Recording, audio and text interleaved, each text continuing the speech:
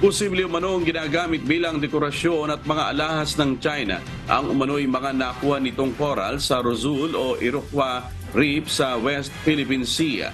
Ayon sa maritime law expert na si Professor J. Batong Bakal, kinukuha ng China ang malalaking mga clams sa ilalim ng reef, ang mga coral at mismong mga lamang dagat na nakatira doon.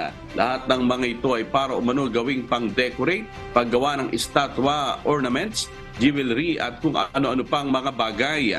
Babala ni Batong Bakal, malaki ang epekto ng pagkuha ng corals hindi lang sa kapaligiran kundi pati na rin sa food security ng bansa. Nawawala kasi ang natural na tirahan ng mga isda at nababawasan ng kanilang kakayahan na magparami.